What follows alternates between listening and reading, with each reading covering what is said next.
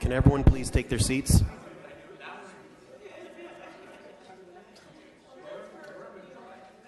Leave.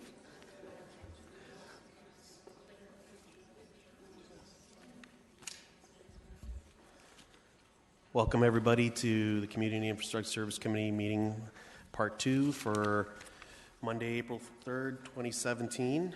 We are going to deal with the consent item from part 1 we didn't deal with.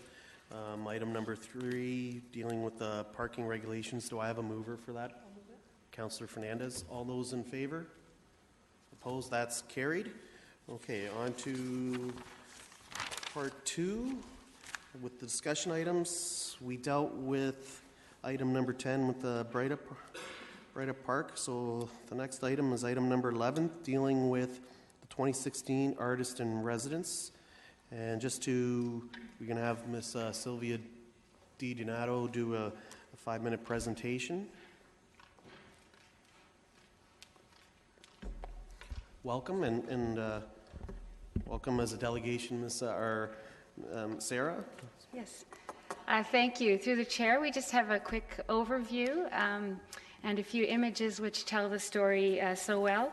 Annually, our Artist in Residence Commission is offered for your approval and consideration. And today, we have Sarah Granskow, who is proposing for the Commission an installation of the work that was created by communities. This was such an interesting year where the plants were grown for the dye to have the felt colored brilliantly, and then the community assisted in making the felt into these leaves as one of the culminating community projects. And here's an image of a leaf being made at Huron Natural. And Sarah is here with us today if you wanted to ask any questions or just to say hello about this exciting project. In the third slide, you can see an image of the tree that was created and on display for a while in City Hall. And so this enchanted community tree represents a culmination of the work throughout the year. First of all, I'd like to say a big thank you to the City of Kitchener. I know that it was a life-changing year for myself, and I think it will carry forward in my work and also in the lives of some of those which the project has touched. So if anybody has any questions about the project, I'm open to it at this point. We do have some questions for you. Councillor Fernandez. Thank you, Sylvia and Sarah. A very interesting concept in terms of carrying sort of a tree, that continuity through it. What do you hope to do now as your time expires within the community related to the work that you did here? Right now I'm carrying on with what I started with my Artist in Residence project. Technically, I'm no longer Artist in Residence. I am now doing projects in the school in which we are collectively learning about our natural environment. Okay. So it's definitely carried forward.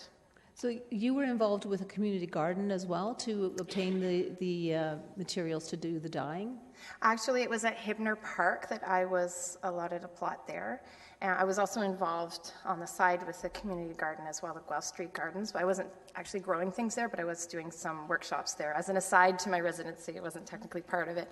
But yes, I had a garden in the city of Kitchener. Okay, thank you. It's very interesting. I mean, certainly I love the fact that it was combined with natural fibers, but you did the work at Huron Natural Area, which is such a great asset to the community at large. So thanks. Sure, yes, the events are all over the city. There were 40 to 50 events. Okay. Thank you. Mm-hmm. We have no further questions, and just wanted to add my thanks to your great art and everything else. I hope you had a terrific year, and thank you. Thank you. So, do I have a mover for that one? Councillor Fernandez. All those in favor? Opposed? That's carried. Okay, we're dealing with item number 12, noise exemption for Ever After Music Festival. We do have delegations of Mr. Rob Matacone and Gabrielle Matacone from Beyond Oz Productions and Minto Schneider. Welcome.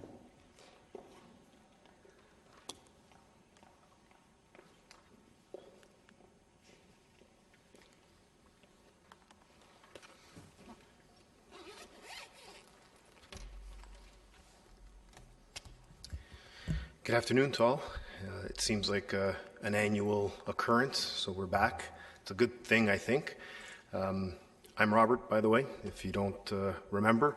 But what I will do is have Ms. Minto Schneider take the floor to open up some of the comments, and then I'll get into a little bit more detail beyond the comments that we hear from Ms. Schneider. Good afternoon, everyone. I wanted to throw in our 2 cents from a tourism standpoint about the success of the Ever After Festival. I know that that they have spoken before, and I didn't speak last year, but I thought what I'd do is give you some numbers to tell you about what the hotel occupancy has done as a result of Ever After being here. Their first year was 2015, and in 2014, Waterloo Region Hotels in May posted an occupancy of 45%. In Kitchener, they posted just under that at 44.84%. In 2015 and 2016, respectively, in the region, 62.88%, and in Kitchener, 63%, and in 2016, 70% in Waterloo Region and 68% in Kitchener. This is a huge increase in occupancy. 2015 was a much better year than 2014, and 2016 was an improvement on that as well. So not only was occupancy up, but average rate was up as well. I know that those are monthly rates, but I can tell you that weekends make a big difference for our hotels because the hotels here are primarily busy during the week with corporate business. So anytime that we can fill hotels on a weekend, we are doing very well. And Ever After does that very successfully. Hotels are already receiving calls for this year. I'm sure that Rob is going to tell you how successful they have already been with ticket sales, but I know I was speaking with Mark Bingaman earlier today, and their campground sold out last year. They're expecting it to sell out again this year. That's 320 campsites on site. And in previous years before Ever After, Bingaman sold about 25% of their sites on an early weekend in the summer. So I think it's a great festival. We're very happy to have them here, and I'm happy to answer any questions you might have. We do have a few questions for you, Minto. Councillor Fernandez. Thanks, Minto. Thanks for giving us those numbers. And certainly, as you stated, they are month over month, year over year. The increase in vacancy rate at the hotels, do we break it out between the ones that would be closest in proximity to Bingaman's, so festival goers, or is it sort of generally across the community? It's across the community. The hotels report to me by hotel, so I could give those numbers to you, but we report the numbers on an aggregated basis. Okay. And do you know if some of the occupancy, I'm trying to think of how to word this right, is the transportation connected? So is there a shuttle that goes from these hotels, or are people driving on their own from the hotel to the festival? Is that something that we capture, or is it possible to capture it all? We don't capture that, but Rob does. So I think that he can probably give you a little bit more information on that. If you've looked at the Ever After site, there are shuttle services that go between hotels and and Bingaman's, but also Bingaman's has a tremendous amount of parking available. Yeah. So this festival attracts a completely different demographic than what other festivals do, and from a tourism perspective, does that give us another different branding to our city and our community than, say, Oktoberfest or Blues or any of the other festivals that we host? That's an interesting question, and yes, I think it does. They're more of a millennial group than the Blues Fest or Oktoberfest or any of the other music festivals. When we promote them, we promote the music festivals kind of all together. In fact, we have an event coming up later this month in Toronto to promote to the media the music festivals that are going on in Waterloo Region. So it's an interesting spectrum because this is a younger crowd, but apparently they've got more money than the rest of them. So I can tell you that the hoteliers are doing very well with this group, and they tend to buy 3-day tickets instead of just a 1-day ticket, and they're not shy about shelling out dollars. Okay, thanks for the additional information. You're welcome. Thank you. Councillor Scott Davey. Thank you. Thanks for coming in, Minto. Actually, I'm happy to see you come in and sort of show the economic spin-off side of it. That is my question, actually. So you brought forward some hard numbers for us on hotels, which I think is great, but can you speak to how that would relate then to spin-off in other industries like restaurant, et cetera? And do you know the total economic spin-off anticipated for this event? That's a good question, Scott. We haven't done an economic impact study, much like Blues has done in the past. We could certainly do that. We could undertake that, but we haven't done one. So any numbers that I gave you would just be a guess. Okay. And do you know how these, like, those are pretty significant increases I'm seeing from 2014 before the festival at 44% to 68% in Kitchener. That's a huge jump. Do these numbers relate, do you have an idea how they relate to like a province-wide increase or anything like that? Like, I'm just trying to adjust for general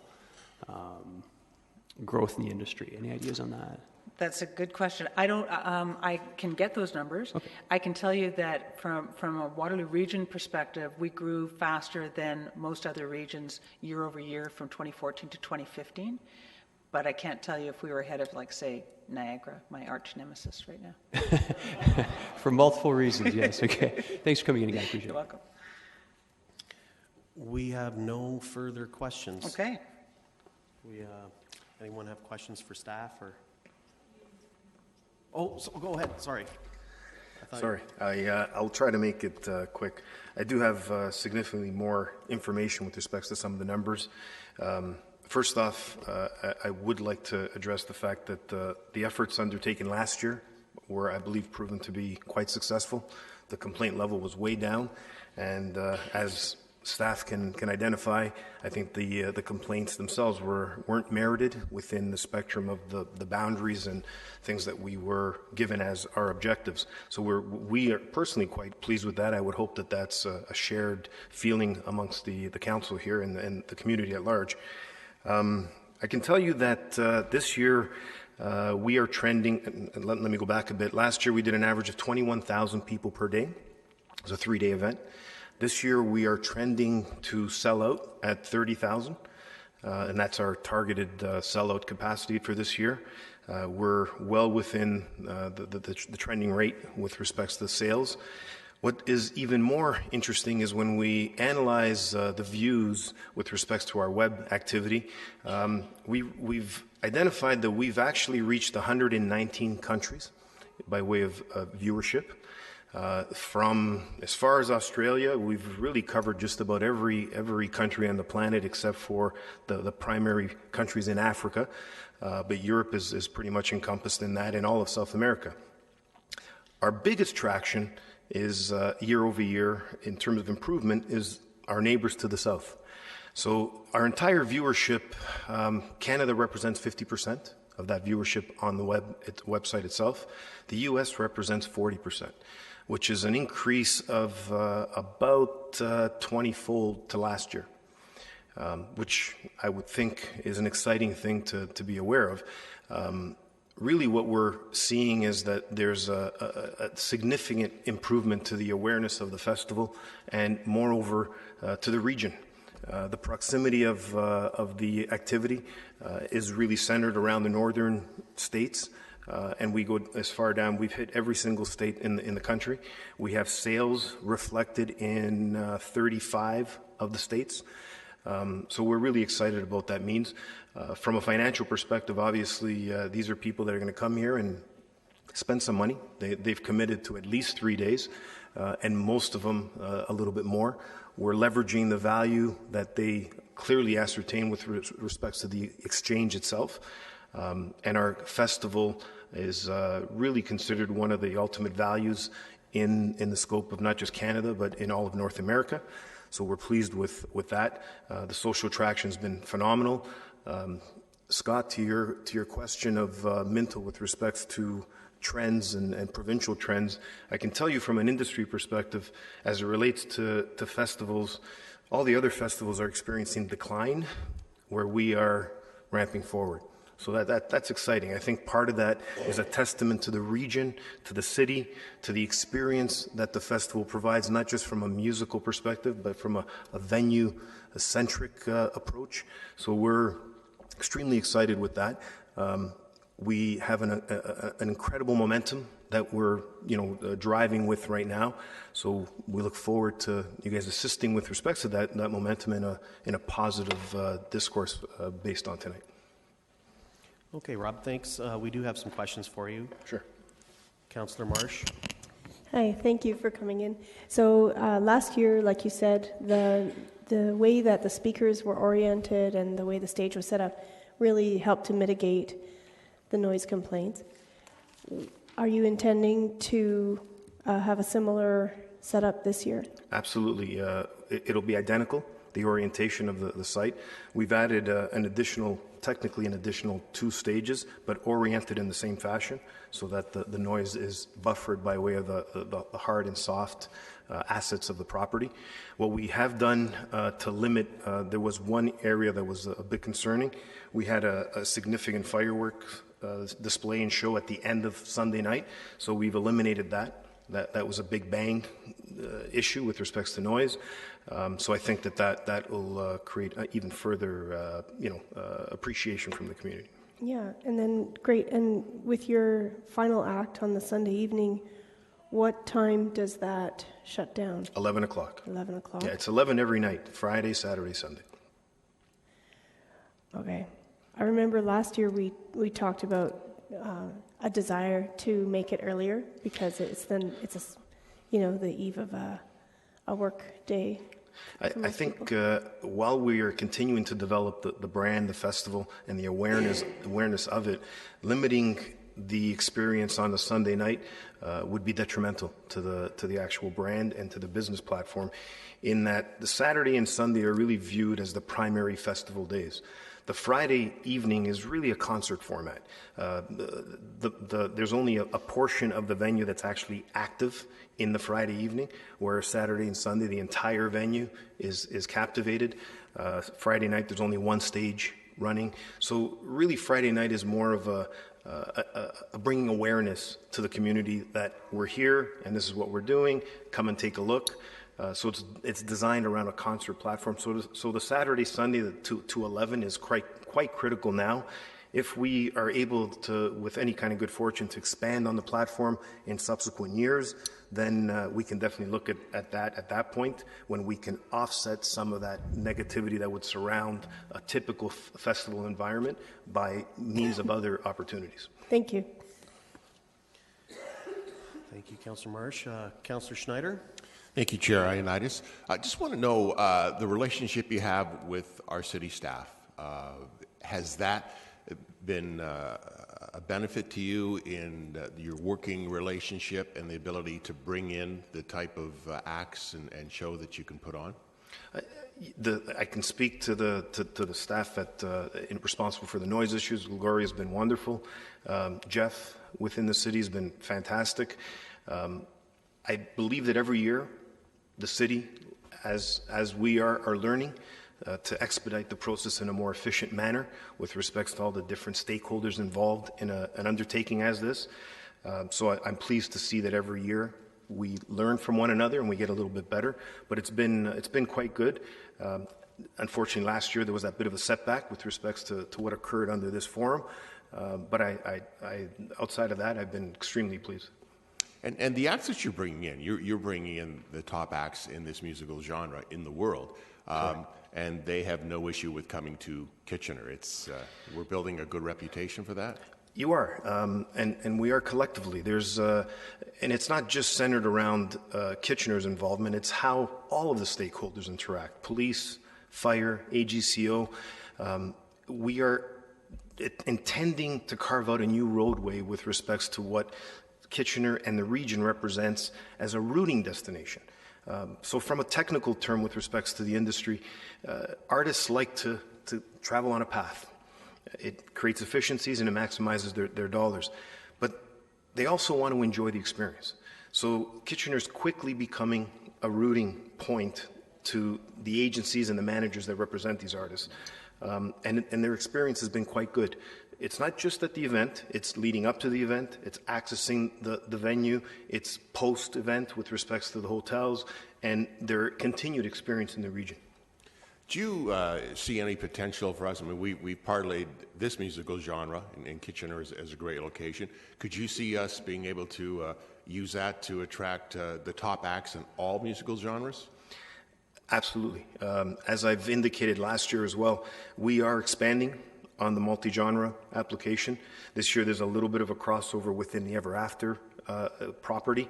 But we continue, and in not so distant future, there will be some significant announcements that actually speak to that. So most definitely, we're looking at a much more rounded approach to entertainment in the region. We at Beyond Oz have decided to call Kitchener home with respects to the platform of growing an entertainment company that encompasses not just musical aspects, but all living arts. So we're really excited about the opportunity here. Okay, just want to thank you for making Kitchener your home and bringing such vibrancy to our city. Thank you for having us. Thank you, Councillor Schneider. Mayor Verbanovic.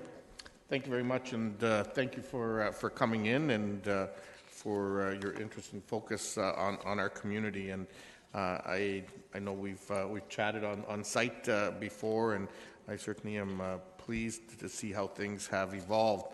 I would be remiss, though, I guess, if I didn't bring up one issue, not in my capacity as mayor of Kitchener, because I do want to make sure that our issues are looked after first and foremost. But I do know that there were some concerns expressed last year by the Township of Woolwich, because my counterpart mayor raised some issues with me around that.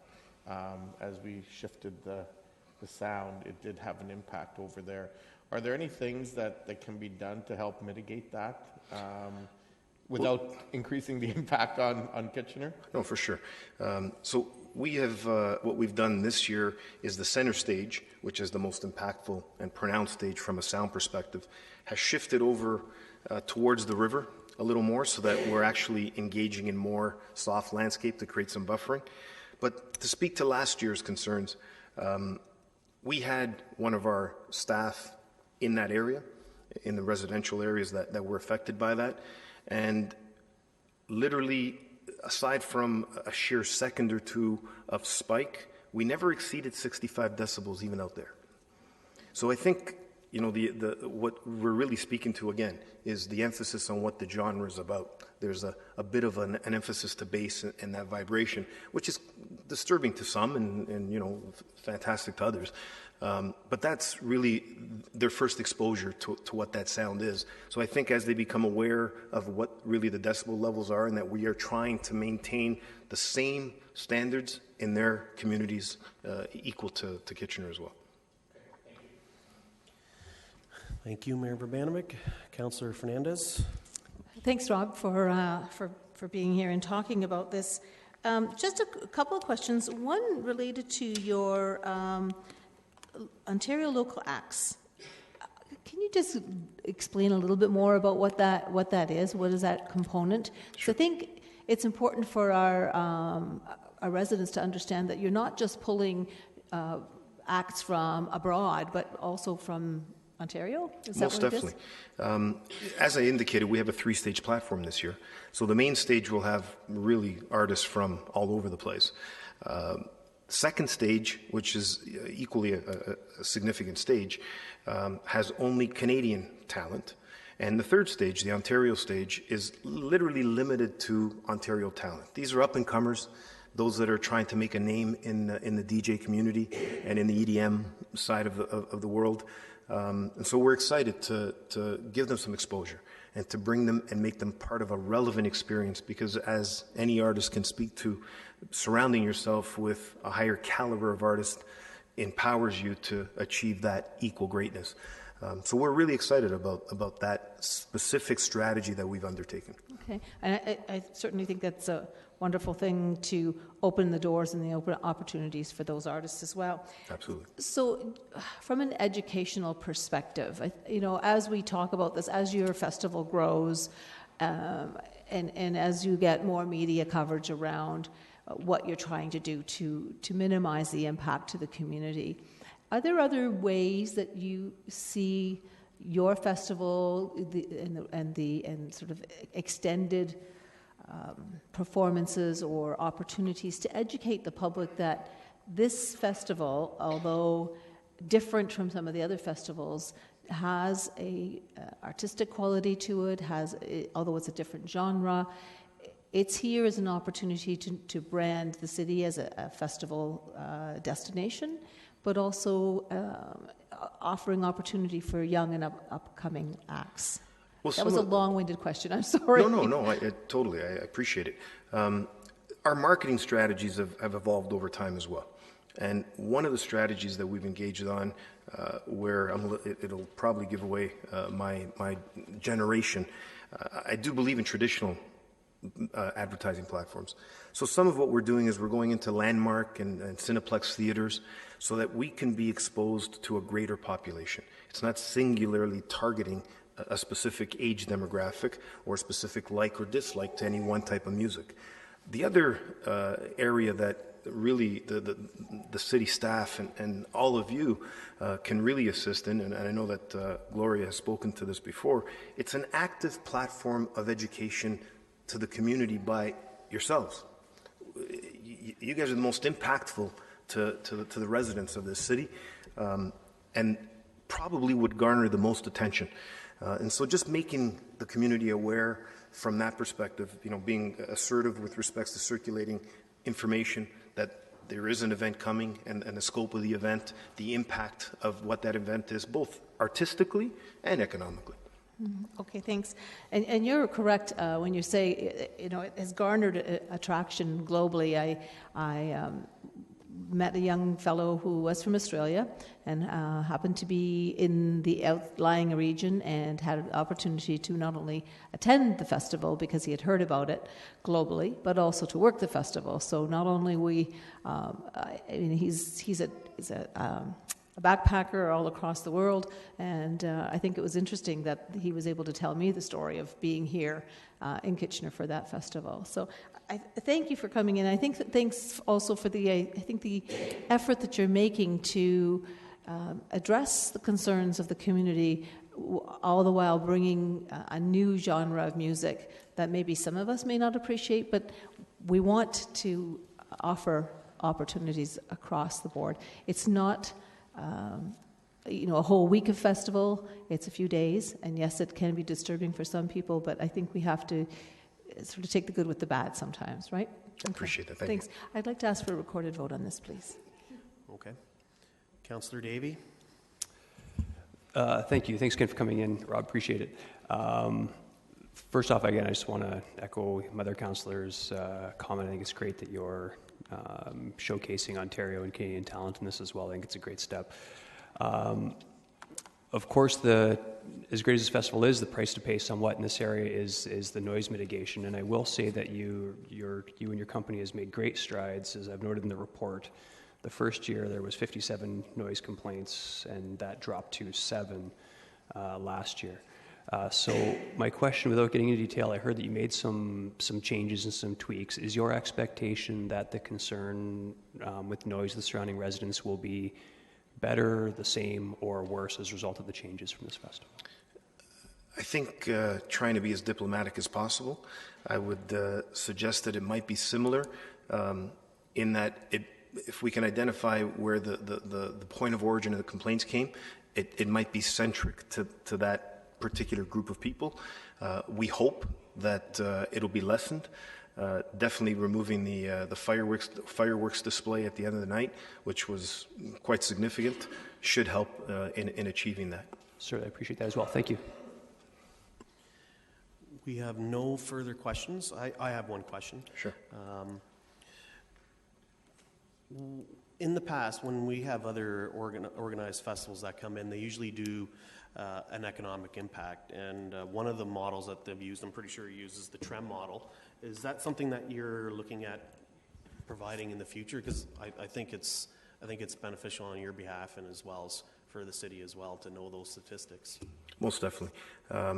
We will get much more sophisticated in the economic impact study side of things, but we did do a very preliminary study, one that's used by the Government of Canada, and we've identified an impact of in excess of $10 million to the region. And when I say that, that's outside of venue spend.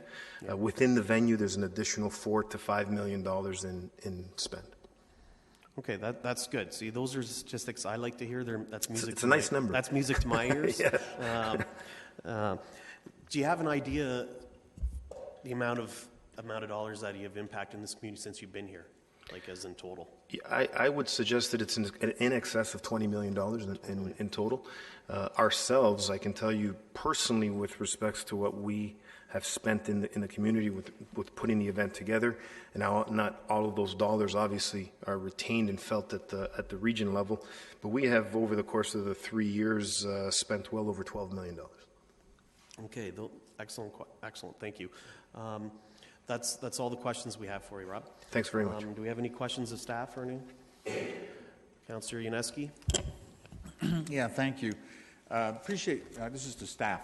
You can sit down. Oh, great, thank you. I appreciate the work that's been done and the objectives of the organization. In regard, my concern still comes down to the 7 complaints from that you've received. Could you maybe elaborate where those 7 complaints came from? Were they from the township area or were they from the Kitchener area, and what the nature was? Because somehow I recall there was issue on whether it's a evening performance, a late evening performance, or whatever. Could you maybe help me out on that? Through the chair, last year we had minimal complaints on the Friday or Saturday night from either Kitchener or the Breslau area. I think we had a total of 3, I believe, that came in. Of those complaints, we did do noise reads at the properties where they were being complained about, and none of them were even close to the 65 decibels that we had permitted through the noise exemption. So the Sunday was a little bit different. We had overcast and some low-lying clouds, which then pushed that bassy sound out. So we did have some further complaints on the Sunday. Again, we did not hit that 65 decibel range that we had preset as being acceptable. The 7 complaints I've listed here were out of the Kitchener area. We didn't track the Breslau complaints. We probably had an additional, I would say, 6 or 7 that came from that area as well. Staff, including myself, were out in the Breslau area doing noise reads on the Sunday night as well. And again, we were not hitting that 65 decibels, but there were parts of Breslau where you could feel the impact of the bass a little bit more than other areas. So using the limit of 65 decibels, whereabouts are you positioned to take that reading? Because as you're saying the residents would hear it, and you're saying, well, it meets the sound level, but the residents are still complaining because even though it's not 65, they still hear it. Correct. So through the chair, whenever we do any type of a noise read, that noise read needs to be taken at the point of reception. So it has to be where the resident lives or where they're being impacted by it. So any of the noise reads that were taken last year were taken at the properties where the people were complaining. So we did take them there, and again, they were not in violation or even coming close to that 65 decibels. If I could just add to that, I think what we're working on this year with communications, both myself and Jeff Young, is working on doing a bit of a communications plan to try and educate people as to what they may expect to hear when there's a music festival happening and what that sounds like. So what does 65 sound like? Well, it would sound like 2 people having a normal conversation would record at about 65 dB. So I think the part we have to stress to the residents is that it's not going to be completely quiet. They are going to hear something, but is it going to be excessive? And that's where we need to make that determination. So would you be, those 7 people who complained, would they be notified in terms of a proactive approach that you're looking at to let them know that on this date the bands are coming back again and they're going to be within the required decibel levels, but will they still, were they notified because of this?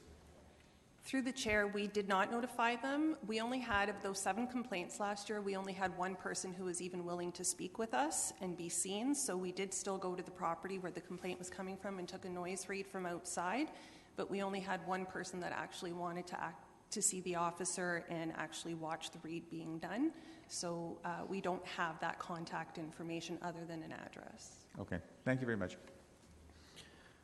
Okay, we have no further questions. I just wanted to make my comments, and I just want to thank the organizers.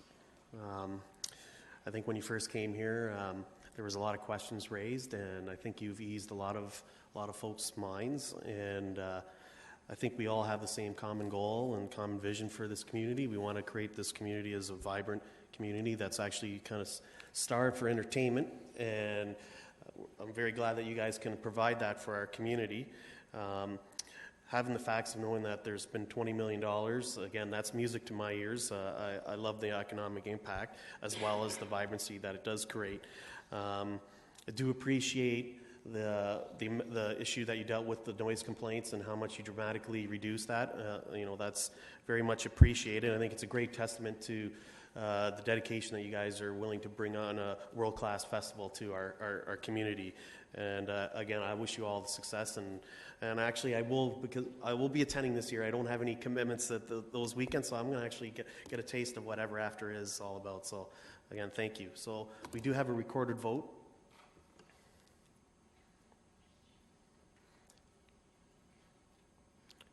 You may vote.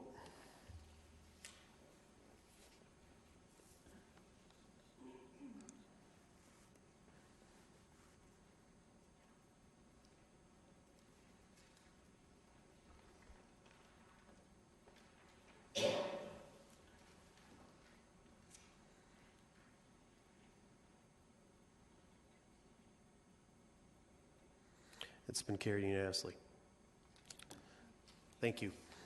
That deals with item number 12. So next item up we have is age-friendly communities, item number 13, and we have Ms. Lorianne Pawlowski and Doug McCloskey to make the presentation. Welcome. Great, thank you. We'll get us started. Thank you. Good afternoon. Just excuse me one sec. Pardon me? The system's acting up? Okay. So you want me to take a break? Okay, we're just going to take a 1-minute recess while we fix our mix-up. Got your PowerPoint up, right? Can't get the PowerPoint up. That would be good. Yeah. I can wait without it.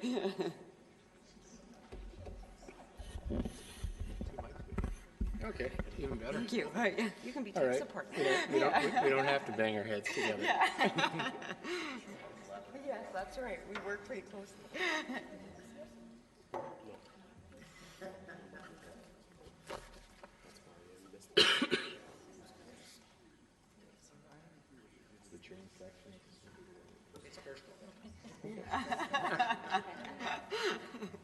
High five, Alex. Bill's playing with things.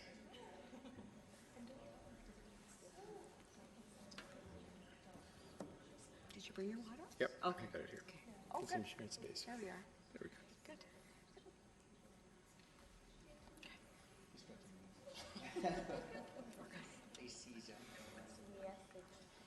Are we good? Okay, can everyone take their seats, please?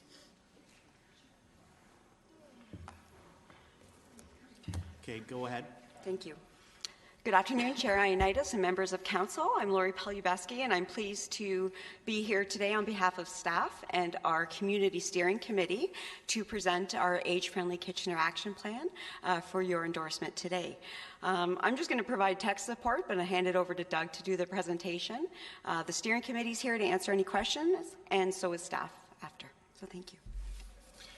Good afternoon. My name is Doug McCluskey. I'm a member of the Age-Friendly Kitchener Advisory Committee and a resident of Ward 7. I've lived for the last 26 years in Forest Heights, and I want to age in place.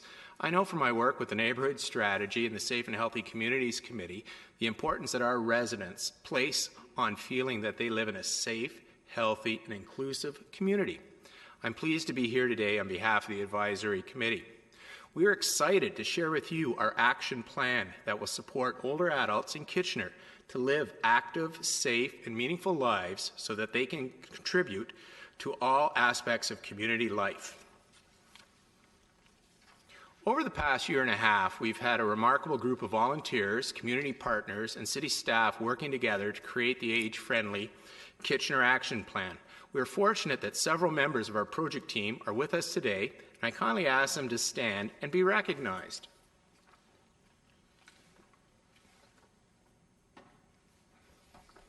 This group has worked collaboratively with staff to develop a plan that is reflective of the needs expressed by aging residents.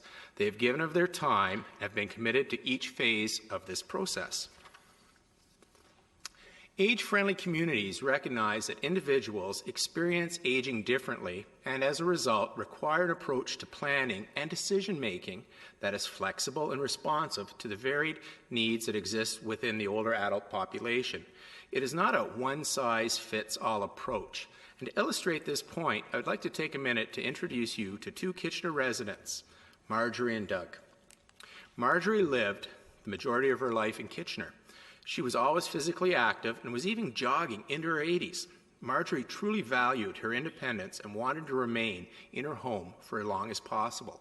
Her son, who was also her caregiver, shared the same goal and ensured she had the care and support she needed to do so. One such support was a senior day program at the Downtown Community Centre. While at this program 2 full days per week, she received supportive programming that enabled her to connect socially with others. The day program was also key to providing her caregiver with a break. Marjorie lived in her home and continued to participate in this program right up till the time she passed away at the age of 105. Doug is also a member of this community whose life dramatically changed at the age of 47 when he experienced a major stroke. As a result, he is no longer able to work and requires the use of a wheelchair. Now, at the age of 61, he is still active in a variety of community programs and volunteer opportunities. At times, Doug faces a number of barriers in this community related to snow clearance, sidewalk maintenance, curb cuts, and affordability of programs, which can limit his community involvement and create a feeling of isolation. Keeping Doug and Marjorie in mind, we'd like to touch on the importance of Kitchener becoming an age-friendly community and present the action plan that will help us move closer to our vision of being a community in which we can live well and age well. Age-friendly communities are places that have supportive physical and social environments for older adults. There are common values that communities seeking to be age-friendly have, and these include supporting people of all ages, offering choices so that people can live in meaningful ways, considering more than just physical health as a part of well-being, striving for community participation and partnership, promoting the inclusion of all persons in decisions affecting them. When we make a community friendly for older adults, we make it friendly for everyone. To ensure that the project was accessible and responsive to the needs of older adults and their caregivers, it was important to ensure that the engagement tools and initiatives were broad and inclusive. The engagement included community workshops, student and community-led surveying, online engagement, and a social media campaign. Efforts were made to reach individuals who are socially isolated. Some creative ways were developed to engage individuals or groups. That included developing a partnership with Community Support Connections, whose Meals on Wheels volunteers delivered and picked up surveys from the Kitchener clients, outreach initiatives that involve students and city staff surveying at festivals, events, and within a number of local retirement residences. Age-friendly advisory committee members surveyed within a number of different seniors groups and meals programs. Based on forecasted engagement targets, the community engagement process was a success with close to 1,200 residents engaged. Through the focus groups and surveys, community members shared with us the strengths that exist in this community, as well as areas where improvements could be made to enhance its age friendliness. Although the adult community in Kitchener is a diverse group with varied needs and interests, there were a number of common themes identified through the engagement that included challenges getting around the community safely due to sidewalk maintenance and snow clearance, short signal times at crosswalks, and the availability of rest areas. Affordability and availability of housing for older adults, difficulties locating and navigating community information, availability of transit routes and stops, and affordable programming opportunities that meets their needs, interests, and abilities. As a result of the information gathered through the community engagement, the Age Friendly Advisory Committee developed 4 priority areas with 17 actions as the first steps towards our age-friendly vision. Residents want to age in place and live in the community for as long as possible. However, this requires accessible and affordable neighborhoods. This includes coordinated programs, services, and supports at the neighborhood level, and housing and transportation options that are responsive to the various needs of Kitchener residents. This community offers numerous programs, services, and activities that people value and want to continue to use as they age. Older adults can experience difficulties accessing information, which limits their participation. In an age-friendly community, information is readily available and accessible in a variety of formats and contexts that are inclusive of older adults' interests and needs. Within this community, there is a tremendous pride and a willingness to give back.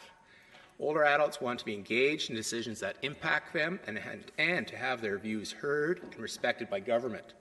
Our community must value its diversity and be inclusive and welcoming to all residents so that we all feel a sense of belonging.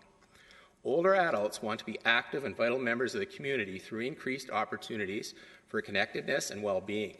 To achieve this, they need a network of supports to help them feel safe, connected, and valued, which can include neighbors helping neighbors. This means reducing isolation, feeling safe physically and emotionally, having positive mental and physical wellness, and ensuring we have trails and barrier-free outdoor spaces.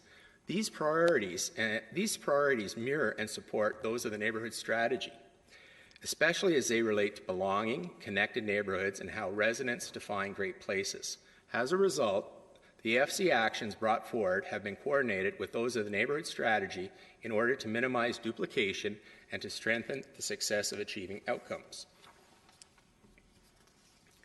Creating an age-friendly community is about working together, and it will require collaboration not only across the corporation, but also within the community and between different levels of government. The action plan is not necessarily goals to be achieved, but rather a focus on building organizational capacity and commitment to supporting an aging population.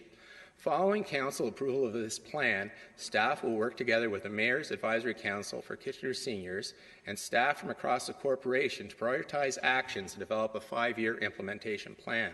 To ensure accountability, an annual report card will be developed as it relates to the progress of this action plan. Additionally, program and resource staff will work with divisions across the corporation to determine gaps for supporting an aging population with the goal of enhancing resources, information, training, programs, and customer service. Creating an age-friendly community does not require a substantial investment, but rather a willingness to look at policies, decisions, programs, and practices from the perspective of an older adult, such as Marjorie and Doug. It's about asking ourselves, what can I do to move us closer to creating a community in which we can live well and age well? With that, Mr. Chair, we're now available for questions from Council. Thank you. Thank you, Doug. Thanks, Lori. We do have a couple questions for you. Mayor Urbanovic. Thank you very much, Chair Ioannidis. And Doug, let me, I guess, first of all, just begin by thanking you and the entire group for all of your many, many hours of work that I know have gone into this document. I understand from our staff that the group has been one of our more engaged and vibrant groups in terms of... It's been a very good group to work with. In terms of the discussion, so we certainly appreciate all of it. You know, as I look through a number of the recommendations, and I think this is a good thing, but they seem to, you know, some of them seem to sort of mesh in with our neighborhood strategy. Some of them seem to mesh in with the inclusivity part of our Digital Kitchener strategy and so on. Was that sort of inadvertent, or was that intentional in terms of... It was intentional, especially the neighborhood strategy piece. I think most of you know I was heavily involved in neighborhood strategy, and so one of my big things was, why waste all that work? Piggyback that and tie in. So that was, and everybody agreed. Like, a lot of resources went into the neighborhood strategy. We may as well tie in with this. And the big thing is this is an action plan, not an implementation plan. That'll come next. Right. So I really feel there was a lot of overlap with the neighborhood strategy that was intentional. Also the digital Kitchener stuff with the sharing of information. Hopefully, we've talked about the new lighting and potential for Wi-Fi throughout the city, all sorts of neat things, but also still needing the print. And I see that Forsyths Community Association, we really need the print for the older adults. They don't buy into the social media stuff and things. Yeah. 30 years from now, it might be different with the older population, but not yet. Yes. Sure. As I look at the piece on parks, trails, outdoor spaces, and so on, and to a certain degree also the piece on sidewalk maintenance, is all of that really coinciding with the importance of walkability and also keeping people healthy and giving them those alternatives? Exactly. That comes quite a lot from the stuff we used to talk at Safe and Healthy was if you've got a community that gets people outside, they feel more connected with the environment, with the community, with the city, with each other. Older adults, and this, I'm not there yet, but I'll be getting there. One of the big things that came across was making the parks tend to be for little kids. Right. There's not enough benches, there's not enough water, not enough shade for older adults to use them. The trails, I've thought this as I'm walking in Forest Heights, some of the trails are great, but there's nowhere to sit but the dirt if you're on the trails. If you're an older adult walking around, that's hard. And I see that. My mother-in-law is 90, my father-in-law passed away at 92 in January, and she's at our place. And it's getting tired when you walk. So that came up, and the walkability is so huge. I thought it was all going to be snow issues, sidewalks, right? But it's not. There's a number of people that came out to that live in the downtown, and well off, that like to walk. They have now one ex-teacher I knew. He was talking about curb angles, like at end of driveways, and he says sometimes it's hard to distinguish, and he finds that really limits his walking as he's aging. Really? So there's things like that. The cracks in sidewalks. Roots and things. Anything that's a trip hazard. I know my mother passed away, but she tripped on the sidewalk. My mother-in-law fell in Toronto, just in front of her house, broke both wrists about 10 years ago. And that was just walking to a neighbor's. So it's a huge issue, especially as you get older, fragile bones and things like that. It's the fear factor can isolate people, not have them moving out of their house. Okay, absolutely. Well, thank you again to all of you for. As I look around, there's some familiar faces from things like Max, but also some non-familiar faces, and so it's great to see everyone's involvement. I know this is only part of the group. Mr. Chair, at the appropriate time, I'd certainly be pleased to move this. Okay, thank you, Mayor Verbanovic. Councillor Fernandez. Thanks, Doug, and I'm really glad that you admitted that you took the knowledge that you gained from the neighborhood strategy and carried that over into this, because I do believe that there's a lot of synergies to be had through everything that we've learned and everything we've done. Did you, what was there, you had already admitted some of the gaps or some of the things that we maybe need to look at, like benches and sidewalks. Were there other gaps that you and your committee picked up as you went through the process, as you discussed issues? You said they were very engaged.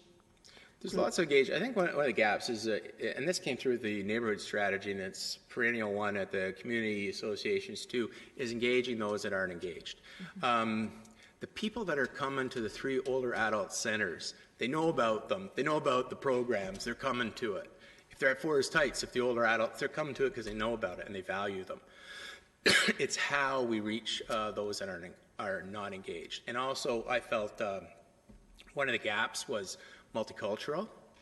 If you look at our committee, you get what you get. But we were the people that came forward to do it. Excuse me, with the expertise and the interest and ability to be involved with this. Martha is, a colleague. We were teachers. Ernie Ginsler taught his daughter. So the connections are, even within the committee, it was amazing how close-knit that group was. So I still, and even with the neighborhood strategy, I still feel we're not reaching, as a community, a lot of disengaged and people on the fringes. And I would agree with you, because I think that even in my community center, where we've got programming from infant to older adults, the message doesn't seem to be getting out there. I've talked to seniors, and they say, well, there's nothing in this community for us. And I said, well, yes, there is. There's lots of things that are within our community at Dune Pioneer Park, but also at a broader perspective. Do you think that this is going to be integral in how we move forward on making decisions around Rockway Senior Center, around programming for community centers, around, especially trails? I mean, we've taken down a lot of ash trees, and I've said to our staff before, why are we not taking those trees and making them into benches? As we drop them, just put them in as a bench along every single trail. I mean, there's no reason we couldn't. It's a potential for the remains of the ash borers in the wood. Oh, no, that would hurt them. That was not a good example. No. But I know where you're coming from there. That's my biology, environmental science background. But what I'm thinking is that what the idea is to try to get the corporation as a whole to do a shift in thinking about how do we deal with older adults in the lens of, if we all live well, we all age well. Mm-hmm. That was our vision we came up with. What I started with and what I ended with the presentation is, if we're a community where we take care of everyone, we're all going to live well, we're all going to age well. And that is, when we deal with older adults, hopefully that's a big impact of this age-friendly action plan. Like we said, we didn't look at an implementation plan, and we looked at that way because we didn't want to get bogged down in dollars and cents. I think that's going to be up to the corporation as a whole to move, and they've got a lot of great people that I can help move it forward. I think it has increased the awareness in community centers and in different groups. It showed some of the gaps and a lot of the strengths. And I like that. Oh, sorry. And I'm just saying, it showed a lot. Showed gaps and it showed strengths, and I think we got the potential to move things forward. Kitchener, a little bit behind in terms of other communities doing an age-friendly plan, but then the opportunity came from the grant from the province, and so the province invited this to be taken on, and so staff took it on, and I think with their work across the corporation with different divisions, I think they're increasing the awareness of, you got to think about, how does this impact on older adults? And it's, for example, the fire safety plan, I think was one of the things we're talking about. That has caused some discussion with Kitchener Fire, with staff that have been involved, just thinking about older adults and education about fire safety. So there is a shift. And I like that you were out at all of these different retirement homes and community dining opportunities, because I think that was important for you to be talking to those people who have already moved into retirement, who may have seen where some of the gaps were before they moved into retirement, but maybe one of the reasons why they moved into a retirement home as opposed to staying into their home longer. Did you see that as well when you had those discussions? I think so. I think one of the really neat ones was the community connections through Meals on Wheels, dropping the surveys at clients they served. And so those could be some of the most isolated people. So that was a really neat way. I never even have thought of that. Linda Fleming, who's on the committee, but was not here today. She's in Korea, I think. She came up with that one and got those delivered. So that reached a group we never could have touched. Like, we were involved, when we were doing things at community centers, we'd have people coming out to the different focus groups and things that we did. But then, once again, you're getting people that are engaged at the community center coming out. So we tried, reaching out all in different places, some multicultural and things like that. So I think getting 1,200 people engaged was a pretty good thing that we reached. Yeah. So a good indicator from what. Yeah, a good indicator. It was good. Could it be better? Yeah. How much time, how much money are you going to have to do that? That is a big one, which we really saw with the neighborhood strategy. Like, how much can you do in a certain amount of time? You can Thank you. Yeah. So my time is up, so I'll let other councillors ask questions of you. Sure. Thank you, Councillor Yaneski. Yeah, thank you for coming in, Doug, and congratulations on the work that you've been involved with and your team as well. I did attend the work sessions you had last year. Remember that, and listening to the different folks. I also noticed that when we were doing an analysis of the community centers, especially the older ones for Rockaway, downtown, Brideup, that the enrollment and the number of members has been declining over the years in terms of participation at those community programs. Yet we as the baby boomer age, which I'm now part of the early group, is now going through and becoming seniors, and but we're not joining it. So you targeted a certain group, as you mentioned at the centers. You did the Meals on Wheels, and in fact, I just delivered some Meals on Wheels last week, and I saw the people in the individual homes, and they're challenged health-wise to come out and participate and do anything. So that's another group in itself. Regardless of the age, it's a health issue sort of thing. Yeah. But you also have people that just are healthy and want to do their own thing. I mean, I know there are seniors in their 70s that just go golfing and playing hockey, old-timers hockey and stuff of that nature. They don't need to be participating in any programs, but they still do their own thing. But there's also a group that couldn't care less. They're in their 70s and they still feel okay.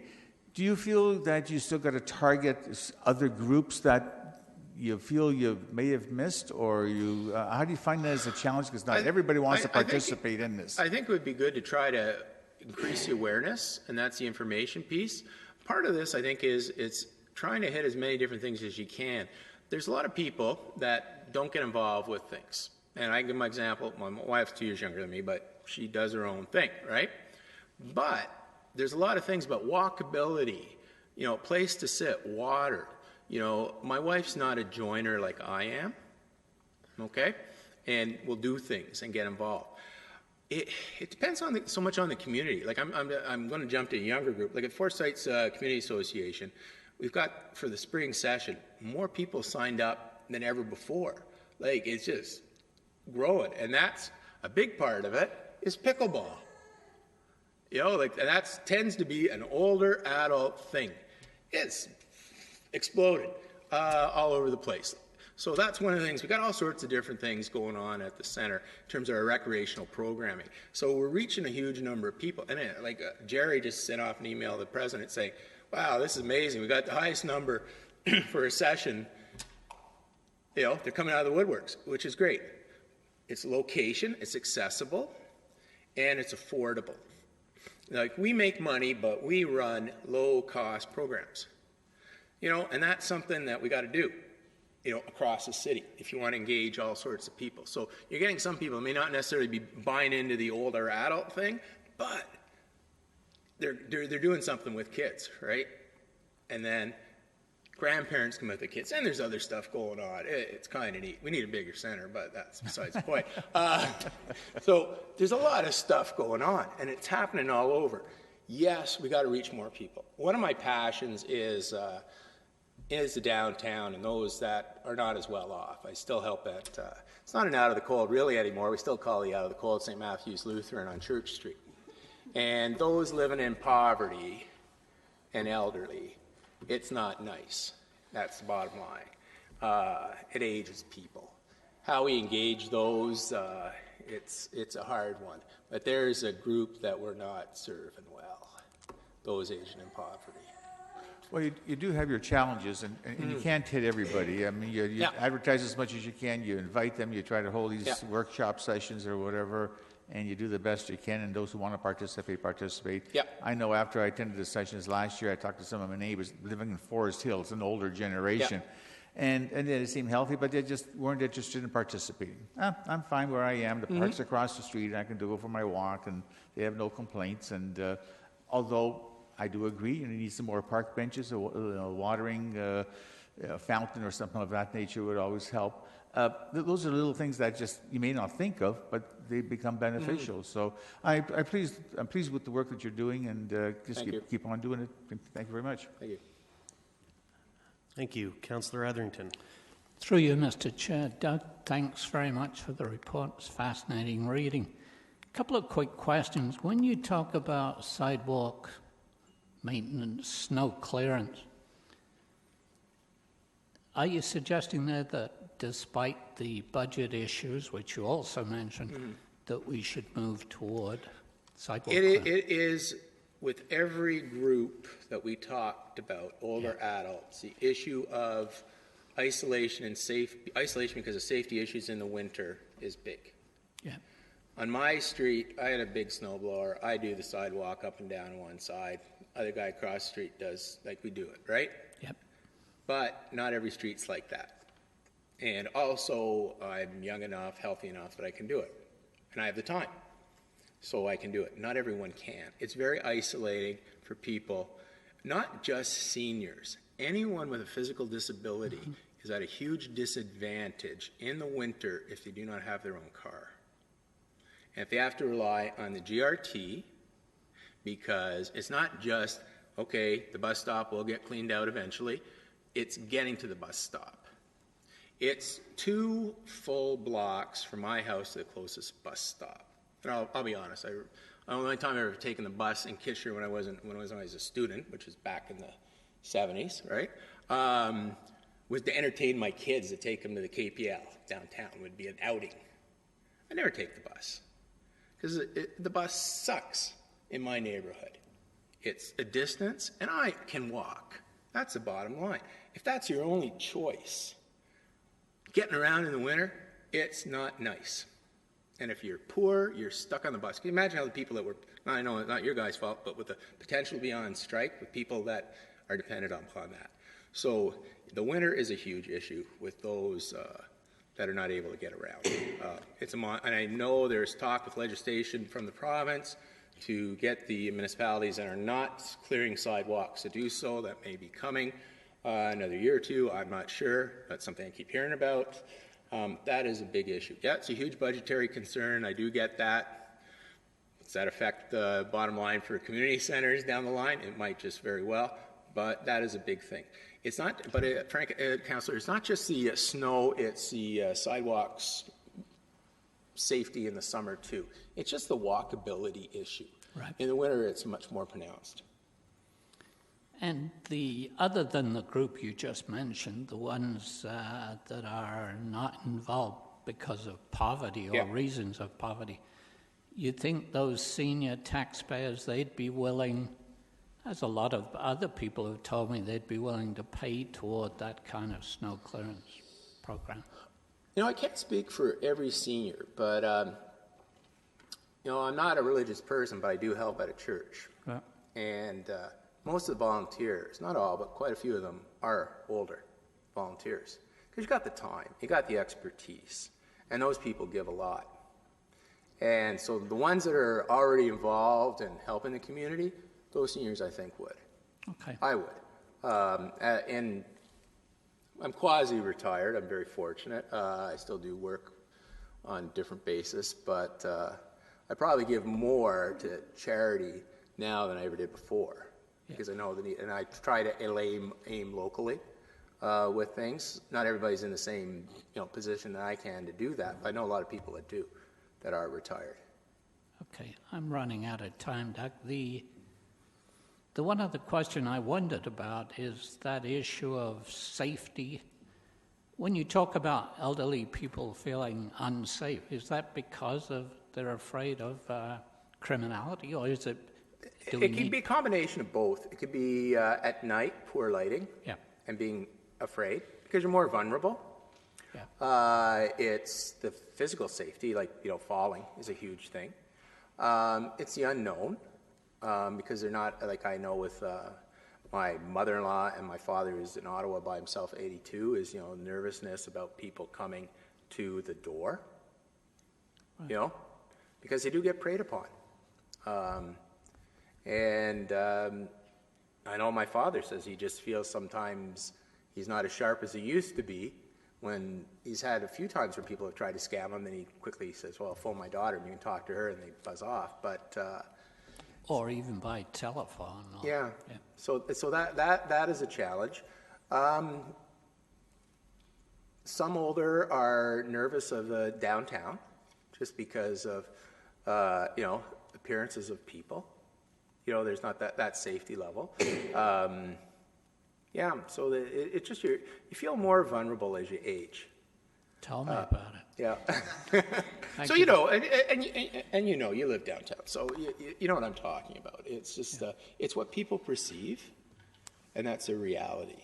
Sure. So it's a combination of physical safety and security. Thank you very much. Yeah. Thank you. Councillor Singh.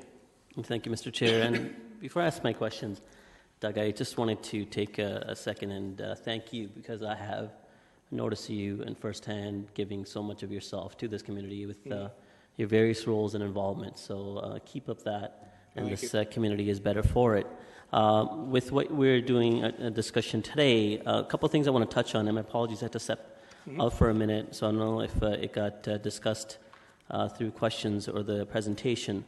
But aspect of age-friendly communities, and then the last question you touched on, perception, especially with seniors, aspect of a level of anxiety that sets in as you age into more advanced years. So issues about lighting in parks, and walkability more on trails, improvement of our trails and better accessibility of our trails, paving and winter maintenance of our trails. I think sidewalks is sometimes a very large item to really look at as a cost, but I think small steps of considering our trails anyways. And the other thing I wanted to touch on is looking the lens of age-friendly communities, but focusing on our diverse community. Yes. And that's becoming further diverse, and we have segment of our population that there are language barriers. Not only are they in their more advanced senior years, but there's also, learning a new language is a tremendous issue and barrier for them. And then also dealing with the age as well, and looking out of their perspective. If you can give me your perspective on that. I think you've hit some of my concerns right on. And I don't have an easy answer. You try to engage. I think one of the ways to do it would be, in one aspect, some of the faith-based organizations, some of the mosques, different churches that possibly would be roots to different communities. Because I just to give an example here, the board of directors of Forsyth Community Association that we're always trying to reach out to diversify the board. But it is as white bread as it could be. And like we continually talk about it. We have one new board member who says, what can we do to try to, he would look like me, it looks like me, middle-aged white guy. And how can we get people, because it doesn't reflect the Forest Heights, Forest Hill community. That's good as long as we try to see out of that lens, and that's important. And the other thing is, as we, this becomes more of a guiding principle as we plan our communities. Focusing on parks, I really do see a deficit in parks. These are tremendous assets throughout the city, and rightly so. They're well catered to a younger population, but they could be so much better used by a wider range of demographics, and especially our seniors that are at a point in life where they have a lot more time. But in many cases, the parks, the way they're designed, are not reflective of their life circumstances. This is interesting because it ties in with some of the neighborhood strategies. Some of the things that people most value in their neighborhoods are the parks and as focal points. But they talk about well-designed parks that hit all age groups, not just swings or a splash pad. It might be a gazebo with some benches and a table that seniors could sit, play cards, chess, or just sit in the shade. They're much more prone to the sun than the kids and the dads running around, or moms that are younger and are having fun in the sun, where seniors, it's really, really hard. Well, that's why I see this as a very, very important piece of work. A very big piece. And it's a great, and that's the thing, it's a great asset. The number of seniors that in the downtown that came out and said how much they like Victoria Park. They love Victoria Park. Why? It's shady. The paths are nice and level. You can park there if you're coming by car. You can get there by bus to the bus terminal. There's shade. And there's bathrooms too. So everything is there. Like, it's probably one of the best places for walking around. So seniors that have retired in the downtown near Victoria Park, They love. People Excellent. have told us, it came to some of these things, that retired and bought or rented in Kitchener Because of that amenity. because of the park. I'm glad you touched it that way, especially as we look at remediating, the staff are in the back, remediating McLennan Park. Those are the very things I'm trying to personally push and advocate for, and especially in the board that I represent, I have a large senior demographic, because that's one thing I have heard.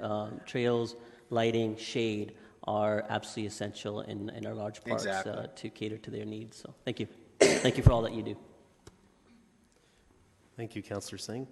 Councillor Galloway-Sealock. Yeah, I just have one question. Just wanted a little bit more clarification on under the section belonging with regards to number 2, the community ambassador program within city facilities.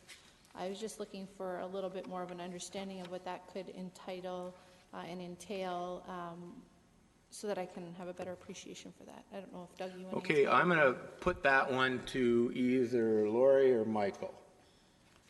Lori, okay. Through the chair, at 3 of our community centers, Downtown Community Center, Bright Up, and Rockaway, we have a reception kind of role for older adults. So we were looking at that role and expanding it to be more of a planned approach, where if I'm an older adult and I come into a community center, that I'm going to see somebody that is kind of at the same life stage as me, that can make referrals, that can provide information, that could maybe provide kind of a peer relationship or role. So just expanding a role we already have that we know is working and providing it a little bit more meaning. And doing that in communities when we look at the demographics and the data in kind of a planned and meaningful way. Does that help? So is it planned like across the city or just in areas that have a high demographic of? I haven't got too much through the chair, sorry. I haven't got too much into the implementation, but I would imagine that we would look to pilot it somewhere where we know that the demographics are there to support it, and look at partnerships too as well to who would be interested in the community from an agency perspective to get on board. But I would see us piloting it, look at the data and the valuation and see where it makes sense to expand it. I know the golf courses we're interested in as well, because we have a lot of older adults who are members or use our golf courses. So folks in enterprise were thinking that might be a good place to start too. Very good. If I can just comment quickly. Sure. I think this is a great document, and it was very well written and very easy to read, and I appreciate everyone's work that they put on this document and the focus that we'll continue to have on the aging, being an age-friendly community. So I appreciate all the work that was done on this. Thank you, Councillor. Okay, Doug, we don't have any further questions. Thank you. Well, thank you very much for having us today. Questions of staff. Mayor Verbanovic. Thank you very much, Chair. And it's just one quick one, and it's really a follow-up to some of Doug's responses to Councillor Etherington's question, as well as what I read and understand happened in some of the consultations.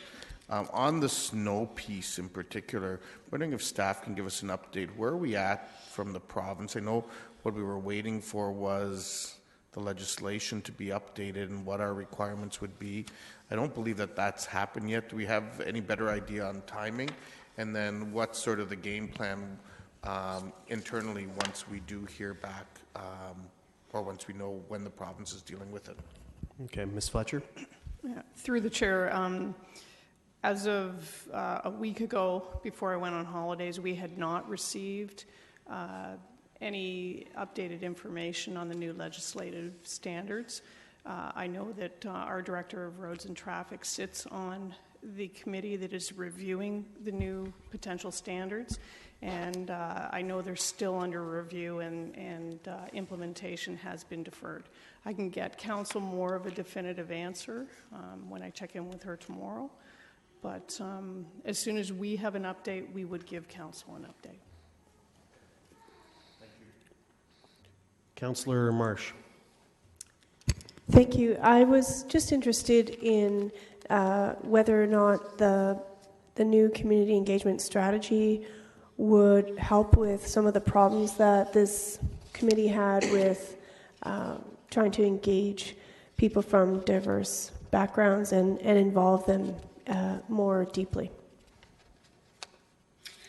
Through the chair, we took our engagement process for this project as a way to kind of test what we are hearing as it relates to age-friendly principles, especially from an engagement perspective. So we worked really closely with Mr. Joseph to test a few things.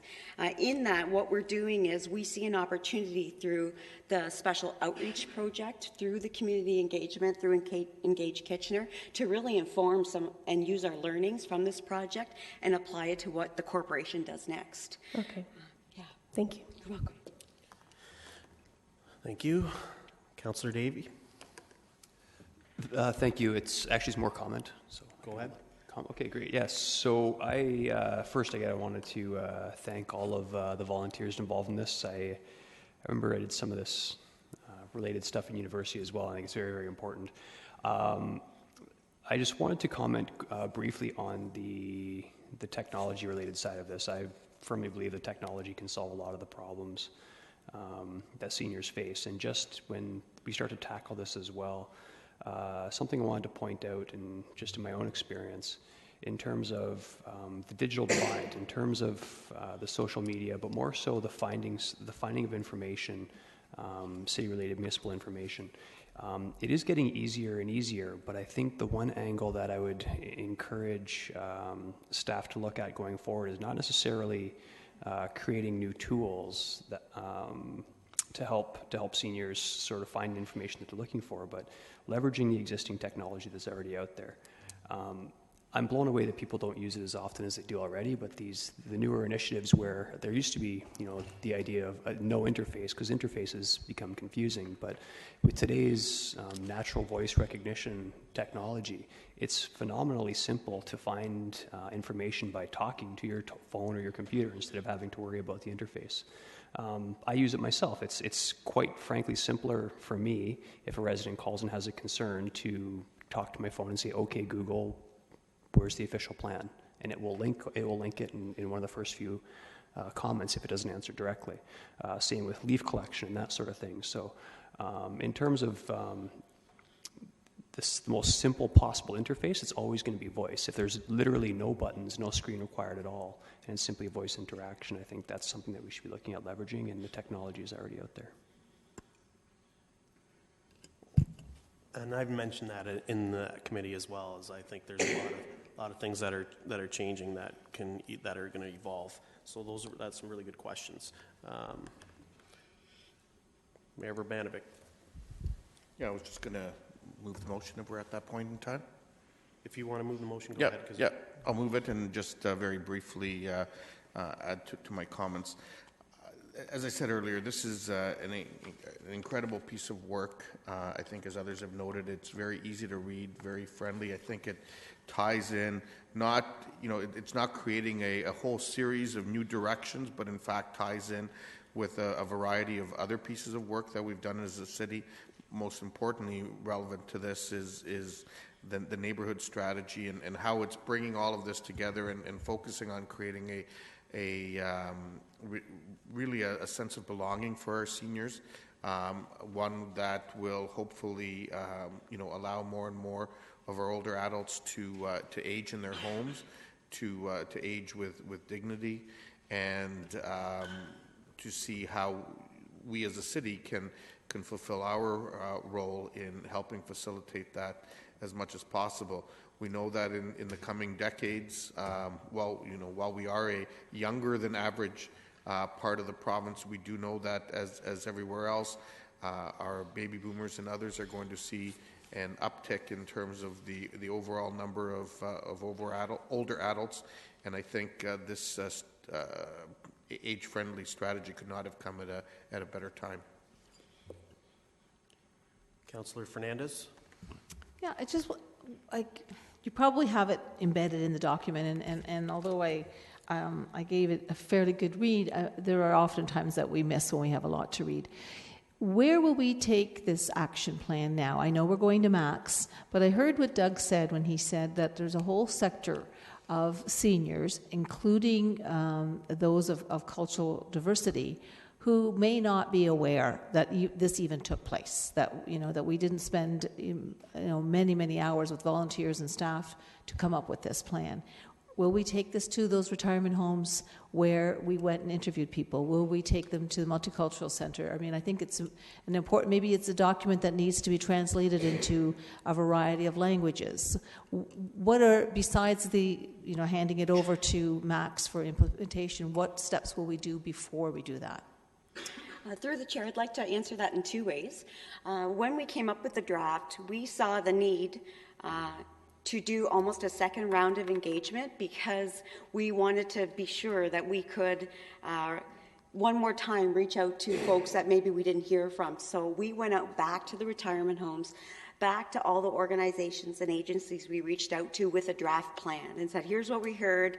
Did we miss anything? We're planning to go to council in April. So we felt like we did that. Not to say that the work's done, but we did try to reach out again. I think this is when our partnerships and our work with caregivers and community organizations is very important because we're obviously not just in older adult population with the corporation, but I think from children to 99, there's populations, if you think about the diverse community, that we're missing in the corporation. We're working closely with Josh Joseph to kind of come up with strategies to do that because we had some good learning and we did some really good, we got some good connections through this process. So there's definitely work we can do, and I think it's just the beginning. And I think that's what I didn't mean to ask a question, but because it really is comment time. But I think that's very. Oh, sorry. No, that's okay. I sort of led you down that path. I think it's important that we do follow through with some of those retirement homes, and many of them have a lot of outreach. And I think that's where we see the important next step, especially those who don't buy into internet, social media, that one-on-one conversations are critical. So thanks for the report. I look forward to hearing, especially with my parents being in both nursing home and retirement home, hearing more from the staff there about what their involvement can be about how we make our city more age-friendly. Thank you. Councillor Etherington. Through you, Mr. Chair. Yeah, I just wanted to say very briefly that we now have this strategy. It's an excellent document, and I would like to see it used as a resource and referred to every time we address any of these issues. And there are a lot of issues there. You've put it on paper. It's up to us now to get off our butts and do something about it. Thank you. Thank you. I'll make my comments. And first of all, I just want to say thanks to the committee. I've been in a lot of committees, but this committee was very inspiring, very dedicated folks, and it was really truly a pleasure to come to the meetings. And the document is a testament to the really great work that you guys all done, and thank you for that. And I want to thank staff and Lori and Carolyn and Bethany and I can't recall who else is on there, but Chris. Excellent work.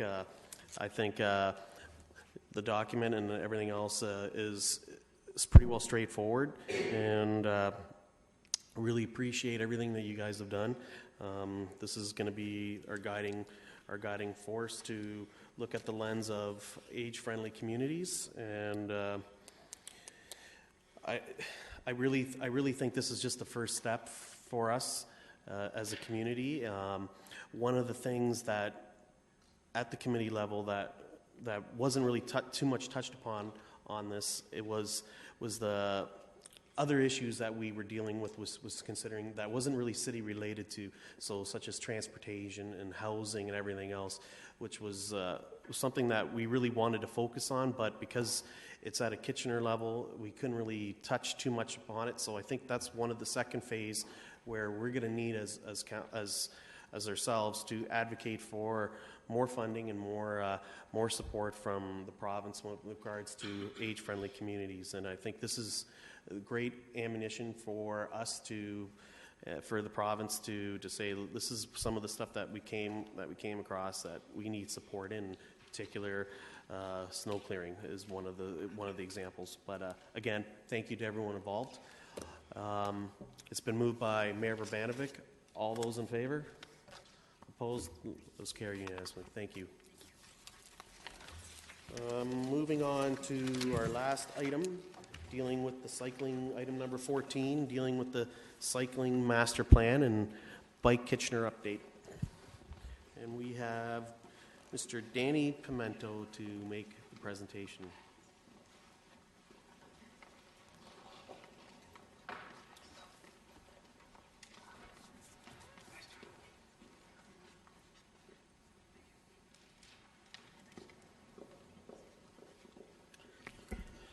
Hello, thanks for having me. Welcome, Danny.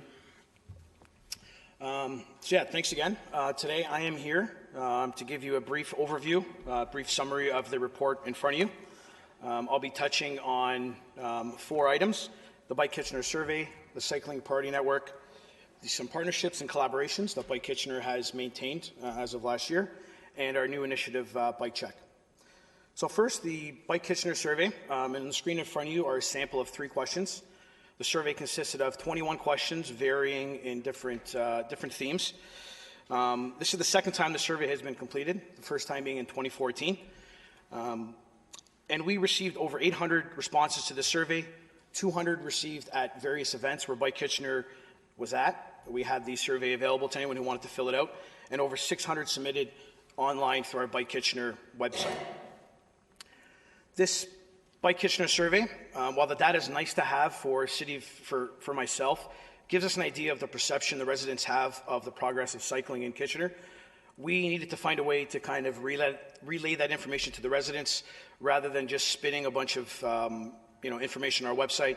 And we created the Cycling in Kitchener, the 2016 experience. Essentially, it's an infographic type of document that provides a visual representation of the responses received on the survey, as well as some of the Bike Kitchener programming in 2016, as well as some of the infrastructure implemented to date, both on-road and off-road. As part of the 2014 Cycling Master Plan Update Report, it was approved through Council for a 5-year cycling priority network implementation plan, and staff are working towards completing that plan. Appendices A, B, and C provide some greater detail, but the charts on the screen show what's been done in 2015, 2016, what's proposed to be done in 2017, and what's proposed to be reviewed or completed in 2018. 2018 are some larger projects, so implementation might actually occur in 2018, but staff will start reviewing those larger scale projects. Once that 5-year network plan is complete, this map will kind of gives you an idea of what it will look like once that 5-year plan is in place. As I mentioned, Bike Kitchener has maintained and developed some new partnerships and collaborating with various organizations, local bike shops, clubs, advocacy groups, not to mention our continued work and support with the Kitchener Cycling Trails Advisory Committee. All of these organizations, advocacy groups are essential to Bike Kitchener succeeding and kind of getting out there to the general public. One new partnership I'd like to kind of highlight is a new partnership with the Green Spoke. As you may be aware, we have 3 fixed stations within the downtown core. Some of them have seen some vandalism and or theft of equipment. We are working with a new supplier called Green Spoke. That is what the new bike fixed station looks like. Essentially for free, trying to find ways to mitigate theft. We've now replaced one just because all the tools got stolen. So they're working with us closely, and we're going to try and explore better ways to make these amenities in the field stay there all the time. I'd like to highlight one of our new initiatives, I think a very successful initiative, and one that we're going to be continuing in 2017, and that's Bike Check. What is Bike Check? It's essentially like a code check for your bike. It's kind of the slogan we've coined, working closely with our communications group to develop some branding behind it. We go to events, we secure off an area with fencing, we put up all our branding, flags, tents, and we park people's bikes for free. They ride up, we take it, park it, they enjoy themselves, and they come back. Very well received in the community. Our launch last year was at Bike Fest, held here at City Hall, which will be May 28th, 2017 this year. Little plug. We parked 88 bikes last year as our launch in the 4 hours that Bike Fest was operating. Our next event, while it was a lot smaller, was Koi. We parked 26 bikes. Bit of a learning experience for us in terms of identifying key location. we were kind of away from the entrance, and we realized quickly that being close to the entrance is vital to the success of this because there were a lot of bikes parked elsewhere. So this was a good learning experience for us. Ribfest was by far our most popular event. Parked 429 bikes, and of which 195 were parked on the Saturday. 26 hours the Ribfest was on for, and we were there for all 26 hours. Located on Jubilee Drive, great collaboration with the event organizer, working with security to kind of let people know where we were, and they were awesome in promoting the whole bike check. We will be there again in 2017. Bluesfest, another great event, great collaboration with the event organizer, 352 bikes parked, 179 at the peak on the Saturday. And we will, once again, be there for 2017, more than likely in the same location on Gaukel Street, with the potential of trying to make it bigger, because we were almost at capacity. In summary of Bike Check, we parked over 1,200 bikes last year. We were at Kids Park, we were at Stanley Park Cycling Fun Day, we were at Koi Music Festival, we were at a number of events, and we will try and continue most of these, if not all of these, going forward. Community feedback and support are huge to Bike Kitchener and Bike Check. We had over 100 hours given to us or volunteered to us from various volunteers of the community. Bike Check would have never happened had it not been for those 100 hours. We continue to work with our volunteer resources to get some more of that. I just kind of want to end it off with an email that I received from a user of Bike Check at Bluesfest. I'll just give it a quick read. Hi, Danny, my wife and I and some friends rode our bikes to Blues Festival this afternoon, and I want to tell you that we were very impressed by the bike storage arrangement. Attending the event by bicycle was much better than driving a car as we did last year. I'd like to commend the traffic department on taking the initiative to organize the bike storage for the festival this year. I'd also like to compliment the staff members and volunteers who managed the facility. They were both very personable and focused on offering excellent service. Congratulations on such a successful initiative. I figure there's no better way to end it than on that. So thank you. Okay, thanks, Danny. We do have quite a few questions for you. All right. Councillor Marsh. Thank you. Thank you, Danny, for the presentation. This is an exciting document to have, and I understand we're going to be having it every 2 years. So that's I'm glad to see. It'll be good to see it grow. And so I'm wondering, you beat me to the punch. I wanted to ask about those fixed stations. So I'm really excited to see that they will be maintained on a more regular basis this year. I had a flat once and went to one, excited to use it, and I couldn't. Nothing was there for me. That's okay. So what I want to know is, will we be seeing the compounded numbers over time so that we can really see the finalized or like the to-date numbers more readily in a spreadsheet for the next round, so that we can see how many kilometers of trail and how many are yet to be completed, etc. Through the chair, so you're referring to the infrastructure implemented? Yes. Yeah, we can. It's something I can definitely do. I can put a more, not complex, but a better spreadsheet together in terms of what we've implemented and what's still outstanding to date. That's something we can definitely do moving forward. Okay, great. And are you planning to put out the bicycle stations, like the places to lock up our bikes around downtown, the downtown core, at an earlier date this year than compared to last year? Through the chair, I believe you're referring to the artistic bike racks? Yes. Unfortunately, it's not up to me. I'd like them to be out there all year round, but I believe that's by our downtown folk. Okay, so I can ask someone else that question. Correct, That's cool. yes. Thank you. And so at the appropriate time, I'd like to move this. Thank you. Thank you. Councillor Galloway Sealock. Yeah, I just wanted to say that I was very impressed with this document as well as the report, so thank you very much.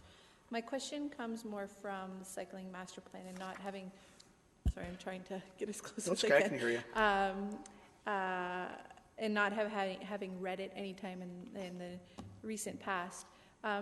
Is there anything in that cycling master plan that contemplates being proactive with bike lanes on new roadways where the intention is to have them?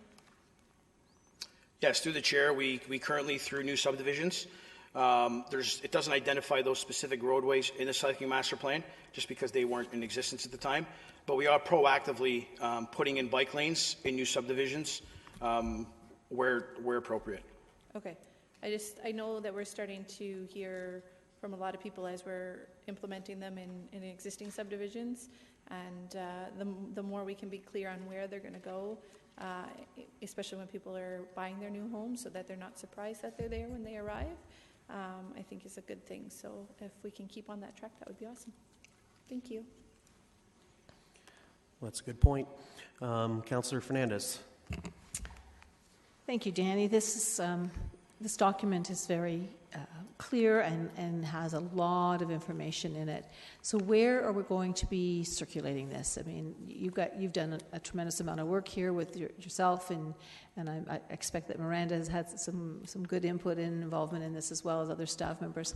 So where will we circulate this so that people can read it? And Yep, through the chair. We will be having it at all our Bike Kitchener events. I haven't talked really in terms of what we can have it available at community centers, arenas, pools, the Welcome Center. Really, the intent is for it to be a showcase to residents.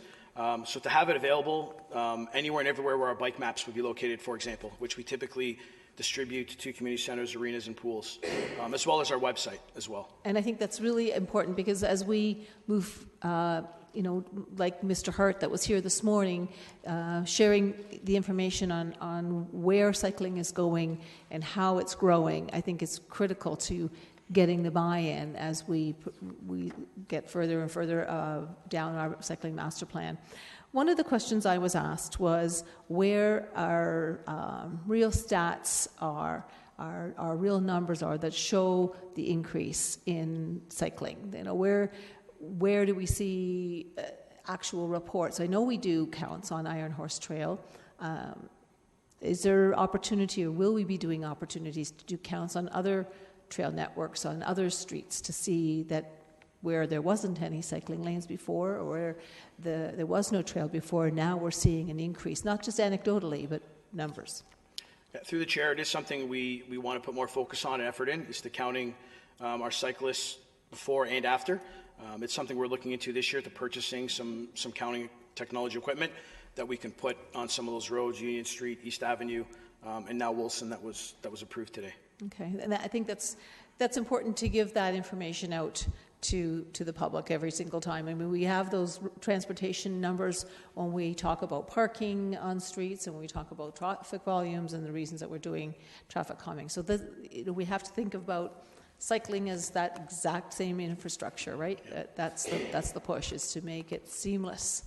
So thanks for the work that you've done. I'm excited that we've got Bike Fest coming back again this year. The partnerships we're building around the branding of Bike Fest, I think that's critical to educating the public overall for where cycling is going in the future. And I'll probably reserve any comments for after any more other questions. Mayor Verbanovic? Comments. Want to make Councillor Etherington, your questions?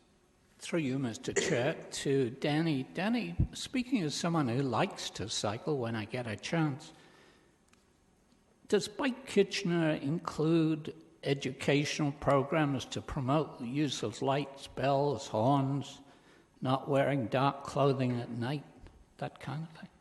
Through the chair, we do partner with some other organizations, one of them being Cycling Into the Future, who provides bike safety, bike education to grade 5 students. We support them financially by subsidizing some of the financial costs to the students, as well as through bells, lights, and other safety reflective clothing that would be applicable to students. And rules of the road, to obey the rules of the road? Yeah, through the chair, that's one of the components. It's a 5-module. And in terms of other avenues, we do have brochures and pamphlets that we do make available at events that speak to, some rules of the road, different legislative documents by the Ministry of Transportation. We do have some of those documents available that we bring with us and make available to residents. Probably an unfair question to ask you, but do you think kids should be licensed in school to ride bicycles? Through the chair? No. Okay. Can you tell me why? I grew up in a country where that happened, so. Through the chair, I think if you want to promote cycling, you want to remove as many barriers and obstacles as possible. I think children through schools, most of them, depending on the size of their bike, wouldn't be riding on the road. But I feel if they feel comfortable enough to ride on the road and they have parents with good guidance, it's something they can do. But I think we need to remove as many obstacles and barriers to try and make cycling a more common practice. Mr. Reedman? Through the chair, a number of other municipalities have looked at licensing cyclists and have found that the costs of doing so outweigh the benefits of actually licensing cyclists. Okay. Thank you. And just one other quick question. I asked you this at another committee recently.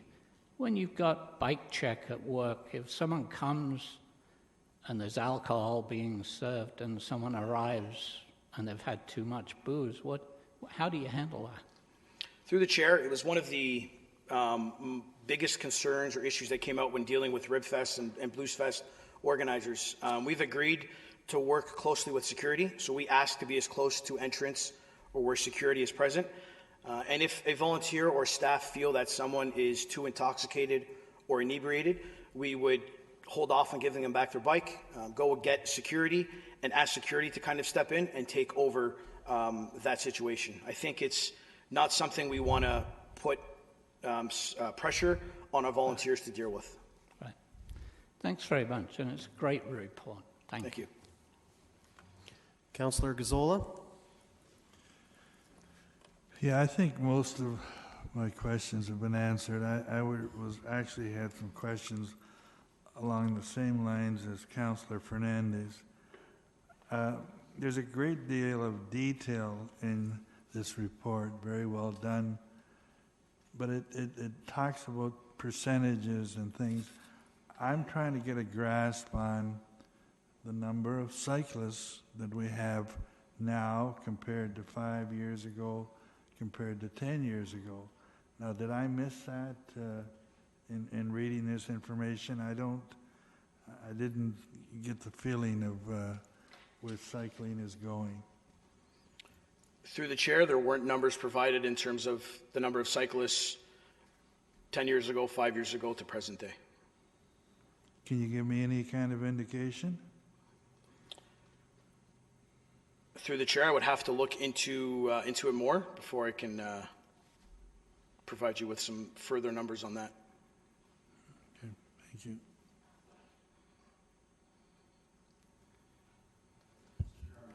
Yes, thank you. Through you, the chair. If I could add further to that, the measuring of success of cycling within the community, we recognize as being essential and very important. And to this point, we've been limited in the measuring we can do. And on that note, Danny did mention that we are looking into purchasing technologies to do some further studies so we can measure cycling. It may seem easy to do, but the reality is to automatically count cyclists is not the easiest thing to do. Having said that, we are working with suppliers to look at getting some technologies to allow us to start measuring usage on our roadways and continue to do that going forward. So we have exactly what you folks are asking for. We share that same interest. Mr. Reedman?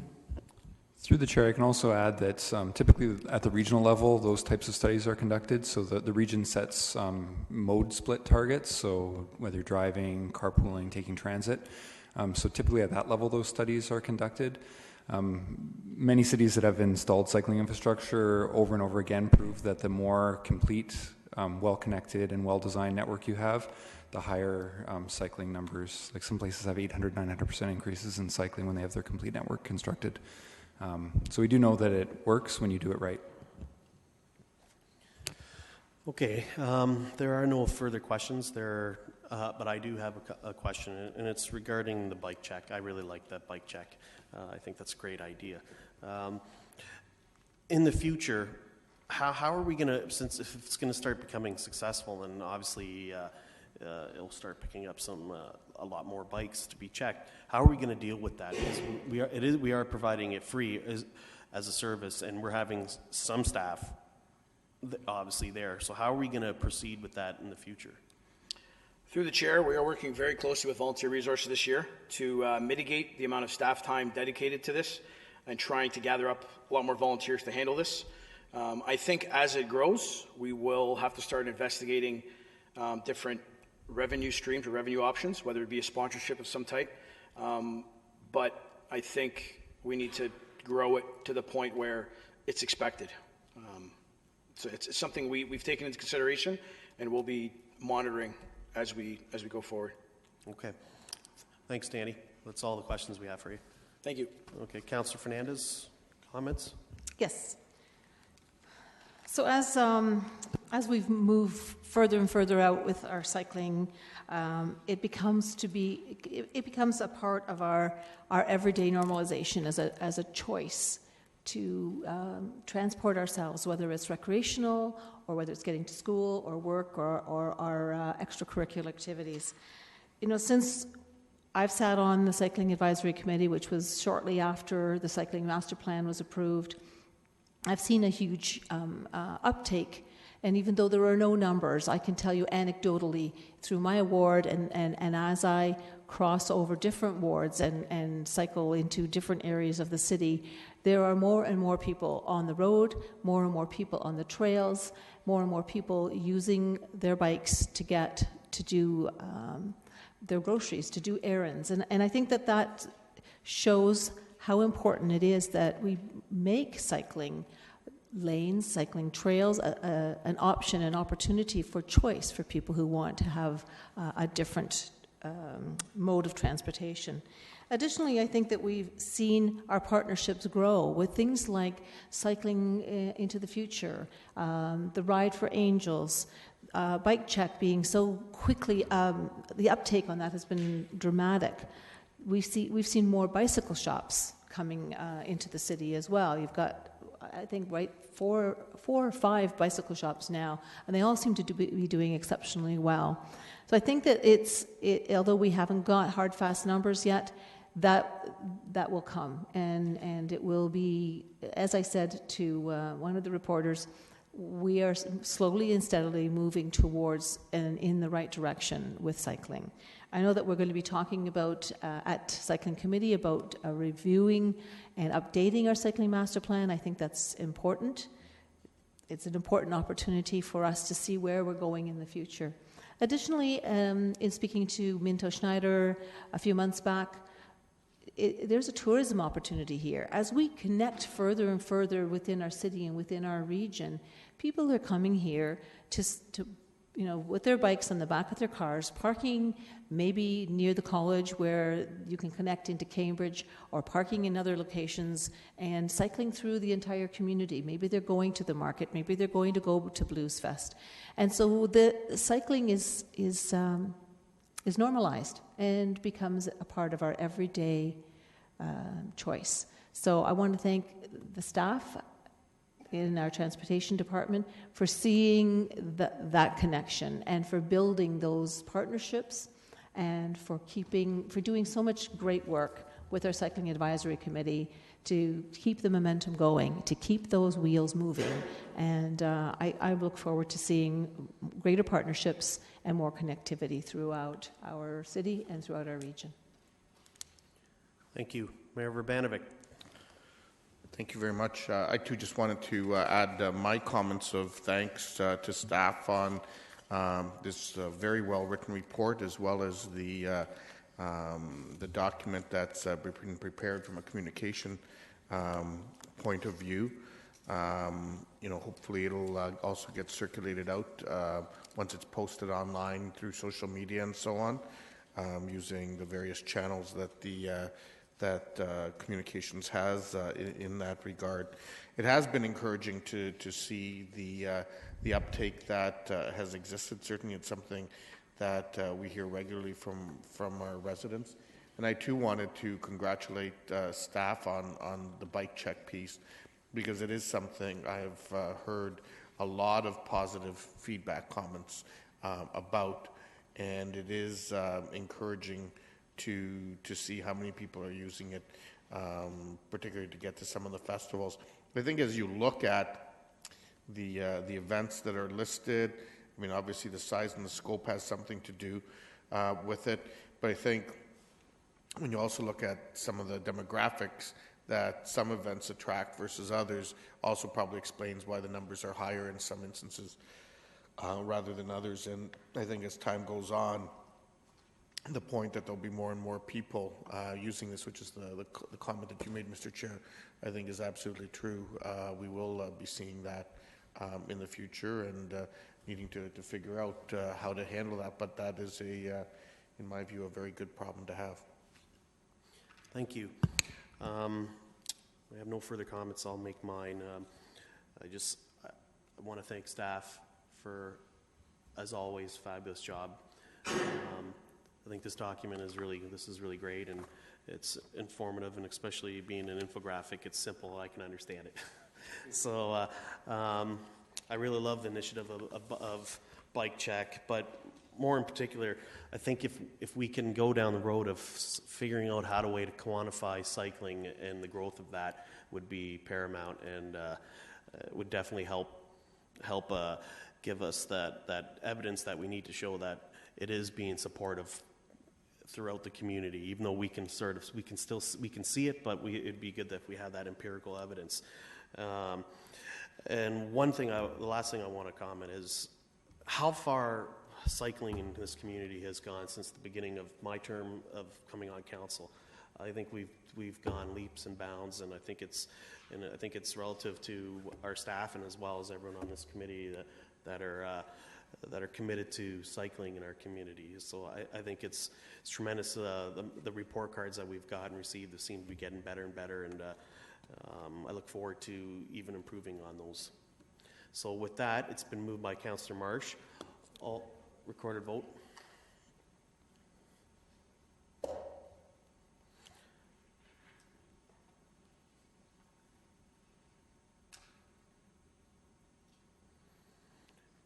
You may vote.